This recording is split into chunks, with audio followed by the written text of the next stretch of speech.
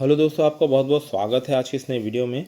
आज हम फिर एक महिला पाश्चात्य विचारक के बारे में क्या करेंगे, पढ़ने का प्रयास करेंगे, जिनका नाम क्या है, हन्ना आरेंट, है ना।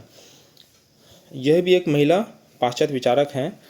तो इनके बारे में अपन देखेंगे, इनका जीवन परिचय देखेंगे हम यहाँ पे, उनकी प्रमुख रचनाएं, है ना, क्या क्या उन्होंने रचनाएं लिखी उसके बारे में अपन यहाँ देखेंगे।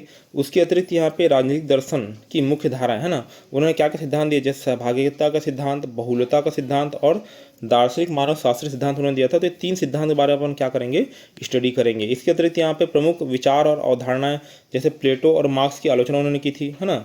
प्लेटो और मार्क्स से बहुत चिढ़ती थी, है ना, तो उसके बारे में अपन यहाँ पढ़ेंगे। सर्वाधिकारवाद, है ना, ये बुक उन्होंने लिखी थी यहाँ पे सर्वाधिकारवाद के ऊपर, ये बहुत ज़्यादा फेमस हुई और इससे उनको यहाँ पे अंतिम रूप से क्या मिली, प्रसिद्धि मिली। तो इसके बारे में अपन पढ़ेंगे आगे।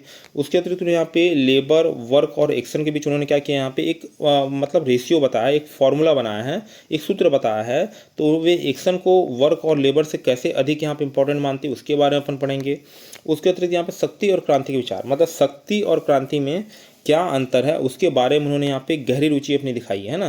तो ये सब चीज़ अपने को आज क्या करना है, पढ़ना है ना। तो देखिए हन्ना आरेंट, है ना, तो हन्ना आरेंट क्या है, यहाँ पे एक राजनीतिक विचार और उनके अवधारणाओं के बारे में आज हम पढ़ेंगे। तो ह से हन्ना और ह से हनोवर।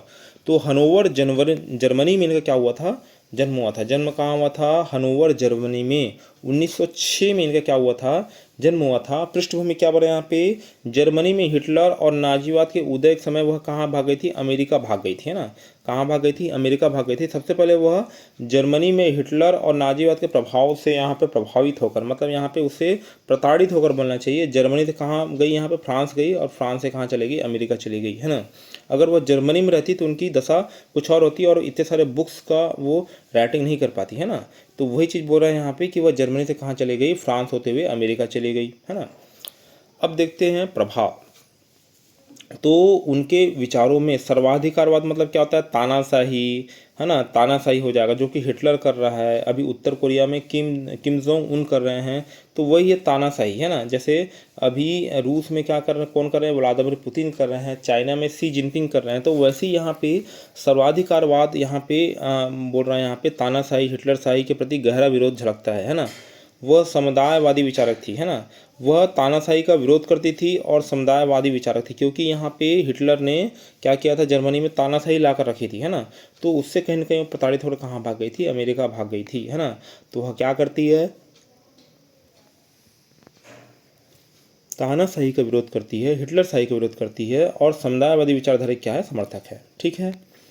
अब देखिए प्रमुख रचनाएं, सबसे इंपॉर्टेंट रचना यही है हन्ना आरेंट की, कि उन्होंने यहाँ पे द ओरिजिन ऑफ टोटलिटरिज्म 1951 लिखी, है ना। इसी के कारण उनको यहाँ पे प्रसिद्धि मिली, जो कि तानाशाही क्या करती है, विरोध करती है ना।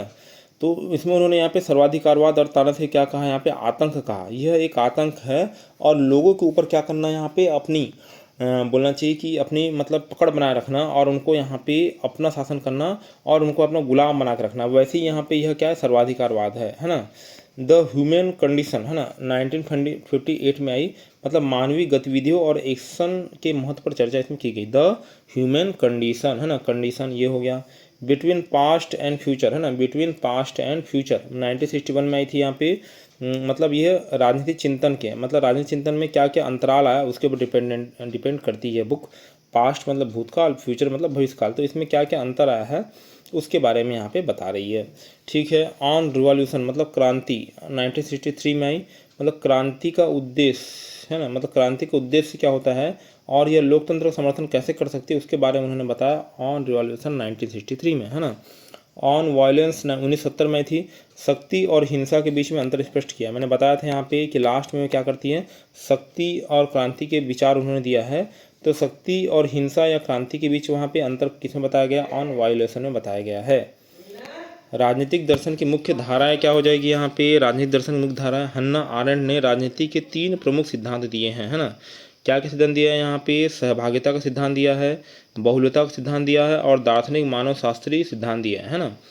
तो सहभागिता का सिद्धांत क्या हो जाएगा, यह राजनीतिक स्वतंत्रता की अवधारणा पर आधारित है, मतलब राजनीतिक स्वतंत्रता आप कैसे प्राप्त कर सकते हैं उसके ऊपर डिपेंडेंट है ना। और यहाँ पे आप राजनीतिक स्वतंत्रता सहभागिता के माध्यम से प्राप्त कर सकते हैं। यह हो गया पहला सिद्धांत। दूसरा सिद्धांत क्या हो जाएगा, बहुलता का सिद्धांत, मतलब मानवीय गतिविधियों में विविधता को क्या करना, स्वीकार करना। आप मानवीय गतिविधियों में क्या करेंगे, विविधता को स्वीकार करेंगे, यही बहुलता का सिद्धांत उनका है ना। उसके देखिए यहाँ पे दार्शनिक मानव शास्त्रीय सिद्धांत मतलब क्या जाएगा, जिसमें मानवीय गरिमा पर क्या दिया गया है, बल दिया गया है। इसे क्या बोलते हैं, दार्शनिक मानव शास्त्रीय सिद्धांत। कुल मिलाकर हन्ना आरेंट एक क्रांतिकारी मानवतावादी, स्वतंत्रता के पक्षधर और लोकतंत्र की क्या थी, समर्थक थी। पहले क्या बोलना चाहिए यहाँ पे, क्रांतिकारी मानववादी, है ना। दूसरा क्या हो जाएगा, स्वतंत्रता के पक्षधर, उनको स्वतंत्रता लोग को मिलनी चाहिए। और तीसरा लोकतंत्र समर्थक थी, है ना। वे कार्ल बोलना चाहिए यहाँ पे जेस्पर, है ना, कार्ल जेस्पर और मार्टिन हाइडेगर से प्रभावित थी, है ना। ये दो लोगों से यहाँ पे कौन प्रभावित थी, हन्ना आरेंट प्रभावित थी। दो लोग मतलब क्या हो जाएगा यहाँ पे, हन्ना आरेंट। तो एक मैंने क्या बोला, कार्ल जेस्पर और मार्टिन हाइडेगर से क्या थी, प्रभावित थी। ये दो नाम अपने को विशेष तौर पे याद रखना है ना। अब देखिए प्रमुख विचार एवं अवधारणाएं। तो प्लेटो और मार्क्स की सबसे बड़े आलोचक थी, मैंने पहले ही बताया कि उन्होंने, प्लेटो क्या बोला था, उन्होंने लोगों को राज्य के अधीन बोला। मतलब प्लेटो क्या, राज्य के अधीन है, राज्य जैसा बोलेगा वैसा लोगों को करना पड़ेगा। तो यह इसकी विरोध करती थी, है ना। इसमें तो तानाशाही जन्म लेगी फिर, तो इसलिए उन्होंने यहाँ पे प्लेटो क्या किया, विरोध किया, है ना। वैसे यहाँ मार्क्स का विरोध करती हैं। और मार्क्स क्यों विरोध करती हैं उनका, क्योंकि मार्क्स बोलते हैं कि व्यक्ति को निर्धारित वर्गों में सीमित कर दिया था ना। मार्क्स ने क्या किया था, व्यक्ति को निर्धारित वर्गों में क्या कर दिया, सीमित कर दिया था। उन वर्गों से बाहर निकलना व्यक्ति के लिए क्या हो गया था, अनुचित हो गया था। तो इसलिए उन्होंने क्या किया था यहाँ पे कि व्यक्ति को स्वतंत्र होना चाहिए, उनको वर्गों के अंदर नहीं होना चाहिए, है ना। तो इसलिए उन्होंने मार्क्स का भी क्या किया, विरोध किया, है ना। अब ये सर्वाधिकारवाद की अवधारणा क्या है। हन्ना आरेंट के अनुसार सर्वाधिकारवाद में राज्य व्यक्ति के जीवन के सभी पक्षों पर क्या कर लेता है, नियंत्रण कर लेता है। मतलब राज्य क्या करता है, व्यक्ति पर नियंत्रण कर लेता है ना। मतलब यहाँ पे व्यक्ति मात्र स्वतंत्रता क्या हो जाता है, क्षरण हो जाता है, स्वतंत्रता का अंत हो जाता है। और राज्य क्या हो जाता है, यहाँ पे व्यक्ति के ऊपर क्या करने लगता है, नियंत्रण करने लगता है, जिससे व्यक्तिगत स्वतंत्रता क्या हो जाती है, समाप्त हो जाती है ना। कारण क्या था यहाँ पे, प्रथम विश्व युद्ध के बाद यहाँ पे जर्मनी में गरीबी, बेरोजगारी, मुद्रास्फीति बहुत ज़्यादा बढ़ गई थी, है ना।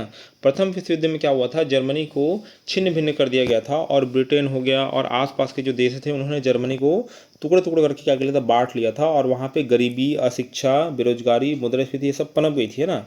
उसके बाद जनता हिटलर के ऊपर क्या करती है, यहाँ पे एक प्रकाश के रूप में हिटलर आता है जनता के बीच। और वो क्या बोलता है कि मैं आपको आपके अधिकार दिलाऊंगा। इसलिए जनता किसकी शरण में चली जाती है, हिटलर की शरण में चली जाती है ना। तो इसके समाधान क्या है, और मतलब हिटलर शरण में जनता जाती है और वो सर्वाधिकारवाद या तानाशाही के, है ना, ग्रहण के अंतर्गत क्या हो जाती है यहाँ पे, है ना, मतलब उसके अंतर्गत समा जाती है। मतलब हिटलर के तानाशाही के अंतर्गत क्या हो जाए, समा जाती है और उसको अपना भगवान मानने लगती है ना।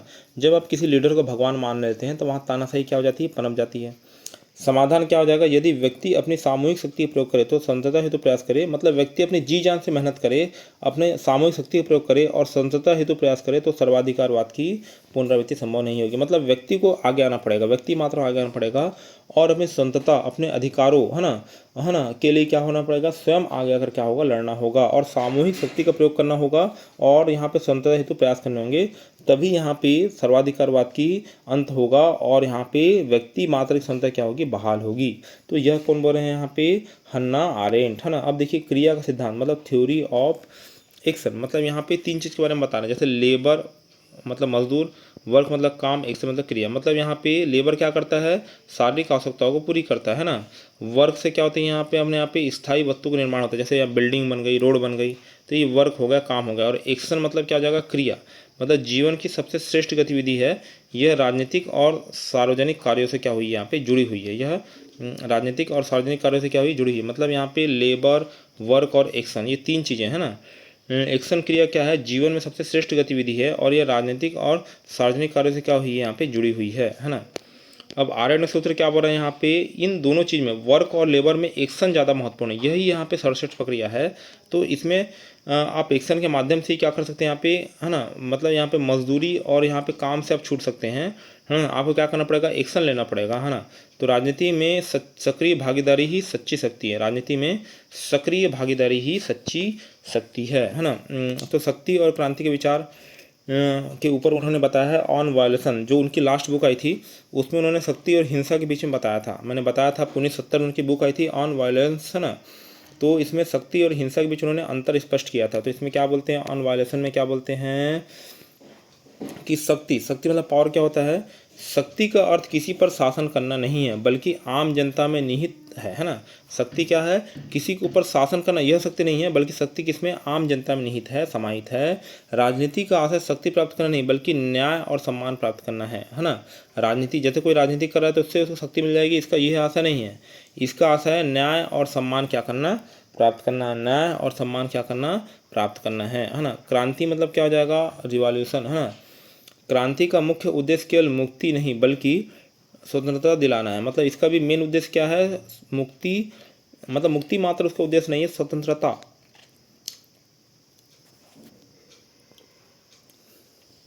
मतलब यहाँ पे स्वतंत्रता पे बहुत फोकस कर रहे हैं। मुक्ति से काम नहीं चलेगा, अपने क्या चाहिए, स्वतंत्रता चाहिए, है ना। फ्रीडम चाहिए, है ना। लिबरेशन नहीं चाहिए अपने को, फ्रीडम चाहिए, है ना। उन्होंने अमेरिकी क्रांति को फ्रांसीसी क्रांति से बेहतर माना, है ना। मतलब क्रांति दोनों में है, पर ये क्रांति ज़्यादा महत्वपूर्ण है एज़ कम्पेयर टू फ्रांसीसी क्रांति, क्योंकि इसमें स्वतंत्रता को यहाँ पे क्या किया गया, यहाँ पे स्वतंत्रता को यहाँ क्या किया गया है, प्रश्रय दिया गया, किसमें, अमेरिकन क्रांति। इसलिए अमेरिका क्रांति को, है ना, फ्रांसीसी क्रांति से ज़्यादा बेहतर कौन बताती है, हन्ना अरेंट बताती है ना। तो निष्कर्ष यहाँ क्या निकलेगा, हन्ना अरेंट के विचार 21वीं सदी के लोकतंत्र और मानवाधिकारों के युग में अत्यंत प्रासंगिक है ना, बहुत ज़्यादा प्रासंगिक हो जाते हैं। वे राजनीति को एक स्वतंत्र गतिविधि मानती है जो राष्ट्रीय क्षेत्र और निर्माण का मुख्य केंद्र है। मतलब यहाँ पे राजनीति बहुत इंपॉर्टेंट है, इसके माध्यम से शक्ति मिलती है, और शक्ति से क्या होती है अपने को यहाँ पे स्वतंत्रता, है ना, और क्या मिलती है, समानता मिलती है ना। तो यहाँ पे अगर 21वीं सदी हम देखें तो यहाँ पे लोकतंत्र और मानवाधिकार के युग में हन्ना अरेंट के जो अपने विचार हैं ये बहुत ज़्यादा प्रासंगिक सिद्ध होते हैं, और आज भी हम इनके विचारों को फॉलो करके स्वतंत्रता, समानता, बंधुता के विचारों को क्या कर सकते हैं, चरितार्थ कर सकते हैं ना। तो वीडियो में बनने का आपको बहुत बहुत धन्यवाद। आपका दिन क्या हो, शुभ हो।